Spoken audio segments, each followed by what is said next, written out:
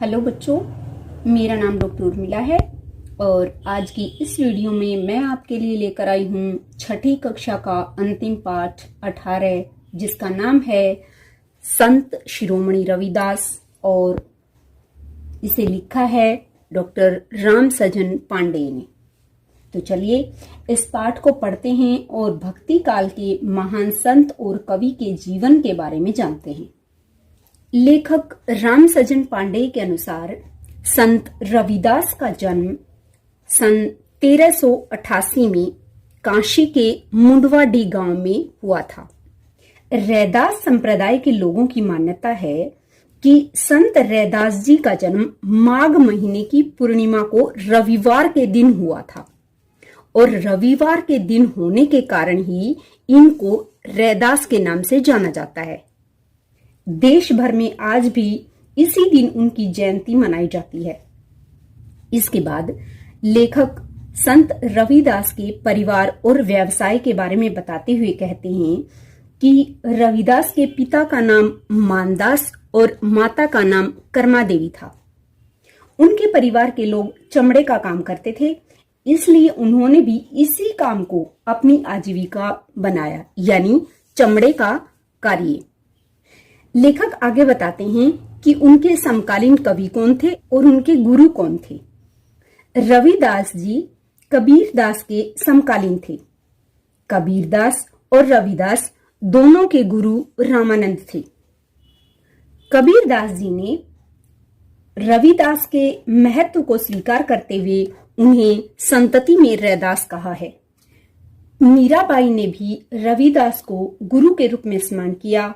तो संत रैदास की शिष्या कौन थी? मीराबाई। ऐसा माना जाता है कि रविदास लगभग 130 वर्ष तक जीवित रहे। इसके बाद लेखक रविदास के अध्ययन और उनकी पाठशाला के बारे में बताते हुए कहते हैं कि रविदास ने किसी पाठशाला में अध्ययन नहीं किया। हाँ, यदि उनकी कोई पाठशाला थी तो वो थी ईश्वर भक्ति की पाठशाला।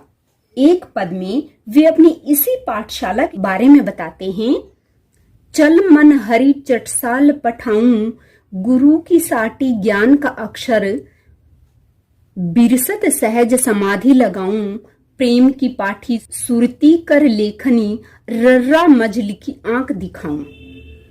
इसके बाद लेखक राम सजन पांडे रविदास जी के ज्ञान के बारे में बताते हुए कहते हैं कि रविदास का सारा ज्ञान अनुभव पर आधारित था। किस पर आधारित था? अनुभव पर आधारित था। उन्हें यह अनुभव ईश्वर से प्रेम और ईश्वर की उपासना से प्राप्त हुआ।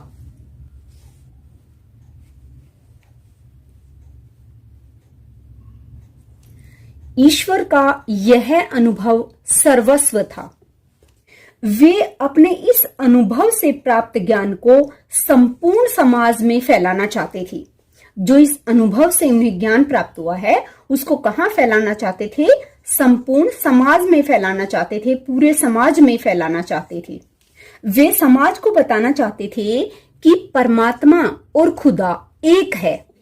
संत रविदास उपासना के लिए जो बाह्य आडंबर हैं उनका विरोध करते हैं और भीतरी भक्ति और उपासना पर बल देते हैं। संत रविदास ने जातिगत बंधन को व्यर्थ बताया है और कहा है कि सभी लोग ईश्वर की संतान हैं। मनुष्य मनुष्य में भेद करना और विषमता फैलाना विवेकपूर्ण कार्य नहीं है। उन्होंने सभी लोगों को एकता और समता का पाठ पढ़ाया है। इसके बाद लेखक राम सजन पांडे रविदास की रूढ़ियों और अंधविश्वासों को लेकर क्या मान्यताएं थी इसके बारे में बताते हुए कहते हैं कि रविदास जी रूढ़ियों और अंधविश्वासों को नहीं मानते थे। उनकी धारणा थी कि इनके माध्यम से कोई भी व्यक्ति और समाज उन्नति नहीं कर सकता। जिस समाज में रूढ़ियां और अंधविश्वास होंगे वो समाज कभी भी क्या नहीं कर पाएगा? उन्नति नहीं कर पाएगा। इसलिए समाज की सर्वांगीण उन्नति के लिए जरूरी था, और वो क्या जरूरी थी? वो थी आपसी भाईचारा। इससे समाज की सर्वांगीण उन्नति होगी। और ऐसा समाज जिसमें न कोई ऊंचा हो, न कोई नीचा हो, न कोई अमीर हो, न कोई गरीब हो। इसके बाद लेखक बताते हैं कि ईश्वर की भक्ति और अनुरक्ति से कोई भी ऊंचा पद प्राप्त कर सकता है। यही परम पद है। इसमें किसी प्रकार के भारी व्यवहार को कोई स्थान नहीं दिया गया है। इसके बाद लेखक रामसजन पांडे संत रविदास किस प्रकार की भक्ति चाहते थे उसके बारे में एक पद के माध्यम से बताते हैं। भक्ति ऐसी सुनहु रे भाई, आई भक्ति तब गई बढ़ाई। इसका भाव यह है कि ऐसी भक्ति करो जिससे अहम भाव नष्ट हो जाए। कहा भयो नाचे अरुगाए, कहा भयो तप कीन्हे। नाचने गाने और तप करने से कुछ नहीं होता। कहा भयो जे चरण पखारे, जो लो परम तत् नहीं चीन्हे। चरण पखारने से भी कुछ नहीं होगा। जब तक परम तत्व को न पहचाना जाए तब तक कुछ नहीं होगा। कहा भयो जे मुंड मुंडायो, बहु तीर्थ व्रत कीन्हे। सिर मुंडाना और तीर्थ व्रत करना भी निरर्थक है। स्वामी दास भक्त अरु सेवक, जो परम तत्व नहीं चीन्हे। जो भक्त परम तत्व को नहीं पहचानते उनसे भक्ति दूर है। कह रविदास तेरी भक्ति दूरी है, भाग बड़े सो पावे। तजी अभिमान मेटी आपा पर, पिपिलक हूं चुनी खावे। इसके बाद रैदास जी कहते हैं कि अभिमान को त्याग कर, आपा मिटाकर भक्ति किए बिना परम तत्व को प्राप्त नहीं किया जा सकता। रैदास जी कहते हैं कि आपकी जो भक्ति है वो बड़े ही भाग्यशाली लोगों को मिलती है। तो इस परम तत्व को प्राप्त करने के लिए क्या करना जरूरी है? बाह्य आडंबरों को त्याग कर सिर्फ ईश्वर में लीन होना जरूरी है। इसके बाद रामसजन पांडे जी संत रविदास के साहित्य के बारे में बताते हैं कि रविदास का सारा साहित्य मन की पवित्रता को ध्यान में रखकर लिखा गया है। उनकी वाणियों में निर्मलता का विशद चित्रण है। सद्गुरु और सत्संगति इस निर्मलता के दो स्तंभ हैं। इन दोनों ही तत्वों का आधार लेकर मनुष्य अपने जीवन की कलुषता को समाप्त करता है और जीवन को प्रकाशपूर्ण बनाता है। सचमुच रैदास की वाणियां सदाचार का संदेश देती हैं। तो रैदास की जो वाणियां हैं वो किस चीज का संदेश देती हैं? सदाचार का संदेश देती हैं और मानव मात्र में आत्मविश्वास और विवेक पैदा करती हैं। संत रविदास की जो वाणियां हैं वो सदाचार का संदेश देती हैं और आत्मविश्वास और विवेक को मनुष्य के अंदर पैदा करती हैं। इसके बाद लेखक संत रविदास के संग्रहों के बारे में बताते हुए कहते हैं कि संत रविदास के संग्रह रैदास की बानी और रैदास के पद के नाम से उनके अनेक संग्रह तैयार किए गए।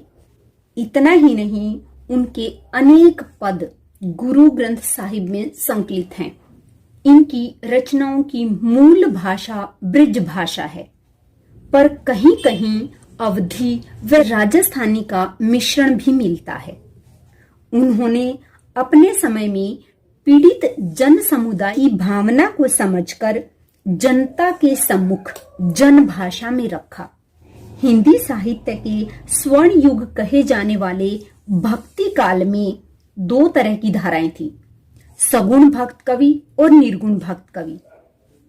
सगुण भक्त कवियों में जहां सूरदास और तुलसीदास को महत्वपूर्ण स्थान प्राप्त है, वहीं निर्गुण भक्त कवियों में कबीरदास और नानक के साथ साथ रैदास को भी विशेष सम्मान प्राप्त है। सगुण भक्त कवियों ने राम और कृष्ण के अवतारी चरित्रों के माध्यम से आम जनमानस में आत्मविश्वास जगाने का प्रयास किया है, तो वहीं निर्गुण संतों ने बाहरी आडंबरों पर चोट कर ईश्वर की एकता का एहसास करवाते हुए मानव धर्म का संदेश दिया है। इसके बाद लेखक बताते हैं कि संत रविदास देशजयी और कालजयी संत हैं। संत रविदास की लोकप्रियता, विलक्षण ज्ञान और व्यापक प्रभाव के बारे में अनेक किंवदंतियां प्रचलित हैं।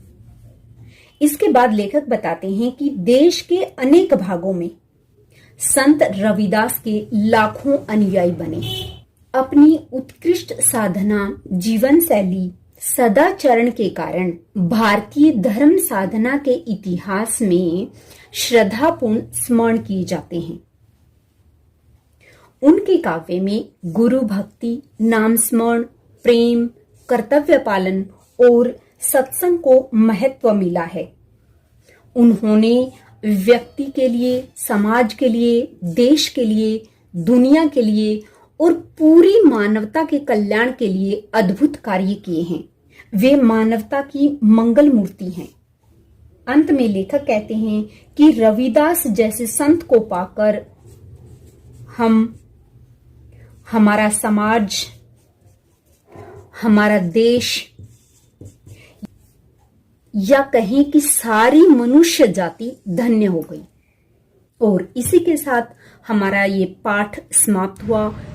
अगर वीडियो अच्छी लगे तो इसे लाइक और शेयर जरूर करें। धन्यवाद।